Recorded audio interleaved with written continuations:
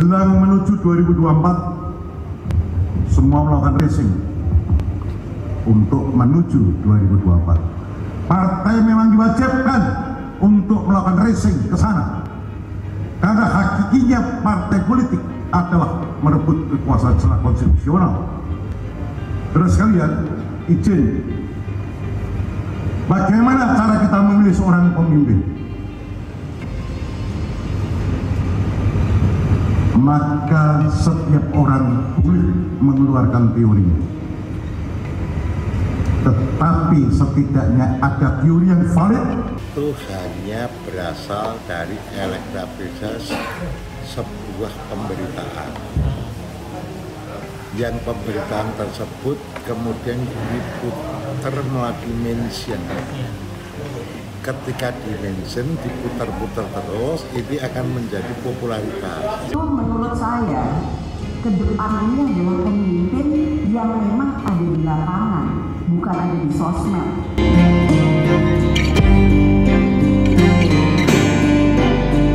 Kalau terkait dengan itu, tugas saya hanya satu, bekerja saja. Saya harus melaksanakan tugas saya dengan baik, dan untuk urusan yang seperti itu urusan ketua umum. Sehingga dengan tidak diundangnya Pak Gubernur ini, nampaknya harus segera dicarikan solusi. Terus yang pertama tentunya Gubernur segera dipanggil oleh pengurus DPD. Yang kedua tentunya dibicarakan di sana, diselesaikan secara internal, tidak di media ataupun di udara. Kalau memang dianggap itu salah dan sesuai dengan aturan partai, ya diberi surat peringatan. Peringatan itu kan ada 1, 2, 3 dan seterusnya. Nah, kalau menurut saya, kalau Pak Gubernur ini dianggap sudah kelewatan batas, apakah sudah dipanggil tentang adanya survei dan lain sebagainya? Setahu saya kok itu bukan kemauan Ganjar untuk survei. Karena tim surveyor ini kan mencari berita kan mesti juga harus melakukan tindakan. Makanya mengadakan survei, yang disurvei kan tidak hanya Mas Ganjar, semuanya juga disurvei. Nah, sehingga kami sangat berharap Ketua DPD yang sekaligus Ketua DPP dan Ketua Bidang Pemenangan Pemilu segera mengambil langkah yang bijak untuk memanggil Gubernur. Toh semuanya calon presiden dan wakil presiden ini yang menentukan itu ketua umum.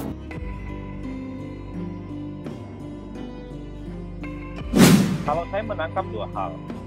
Pertama, sesuatu yang tampak di panggung muka. Panggung muka itu adalah Ganjar Pranowo sedang dipermalukan, bahkan ditelanjangi oleh teman partainya sendiri. Dipermalukan karena Ganjar tidak diundang dalam rapat konsolidasi. Bagaimana mungkin seorang gubernur yang dinilai punya kinerja baik tapi tidak diundang dalam rapat? Sementara kepala-kepala daerah yang lain itu diundang. Yang saya sebut dengan ditelanjangi itu, Ganjar disebut alasannya tidak diundang karena dinilai punya ambisi, punya hasrat, punya mimpi untuk maju Pilpres di 2024. Itu kan yang tampak di permukaan. Pertanyaan publik adalah, apakah salah jika seorang kader partai yang kinerjanya dinilai baik di Jawa Tengah dengan basis pemilih yang cukup luar biasa, punya mimpi untuk menjadi calon presiden di 2024. Ini kan pertanyaan mendasar. Justru aneh kalau punya kader potensial, justru diruntuhkan kredibilitasnya justru oleh teman partainya sendiri. Mestinya Ganjar dibiarkan menari indah di tengah begitu gemerlapnya pemberitaan terkait dengan pencapresan Ganjar gitu. Cuman publik menduga ada sesuatu yang kemudian tidak tampak ke permukaan, yang ada di belakang layar. Yaitu misalnya ada sekelompok orang, pihak-pihak tertentu yang sepertinya mulai nggak nyaman, mulai nggak happy dengan elektabilitas Ganjar yang terus menjulang gitu ya. Ya karena pada saat yang bersamaan orang tertentu tersebut punya akses terhadap ketua umum, punya golden ticket yang kemungkinan besar akan mendapatkan rekomendasi untuk maju capres di 2024. Tapi elektabilitasnya tidak semoncer Ganjar Pranowo.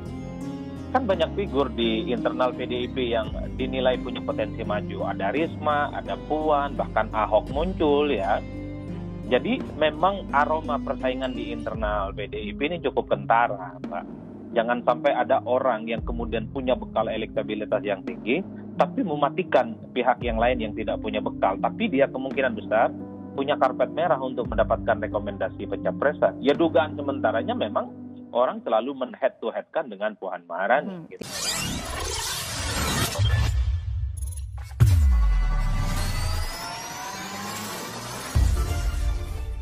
Gubernur Jawa Tengah Jateng, Ganjar Pranowo menyerahkan penyelesaian konfliknya dengan Puan Maharani kepada Ketum PDIP Megawati Soekarnoputri.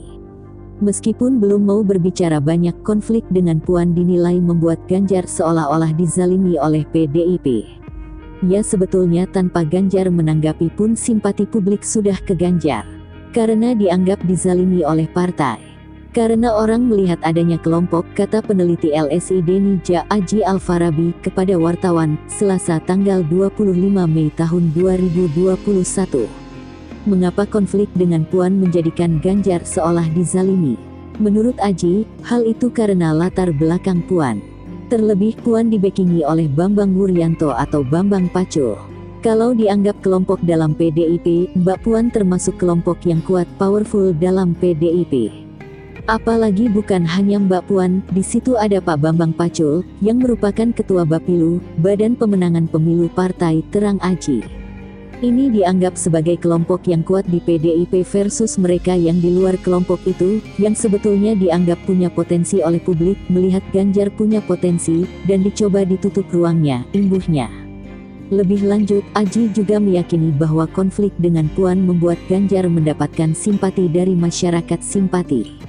Sebab semestinya setiap partai politik memberikan ruang seluas-luasnya kepada siapapun kadernya untuk bisa mengikuti kontestasi Pilpres. Ini kan kemudian mendatangkan semacam simpati ya. Kenapa kok Ganjar yang merupakan kader partai, termasuk orang yang sudah lama di partai, menjadi gubernur 2 periode di PDIP kemudian semacam ditinggalkan oleh partai, papar Aji.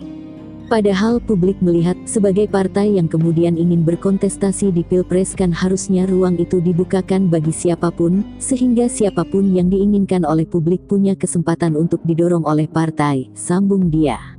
Seperti diketahui, Ganjar mendapatkan teguran keras karena dianggap terlalu berambisi menjadi capres. Puan juga ikut menyindir Ganjar saat memberikan pengarahan kepada kader PDIP di Jateng.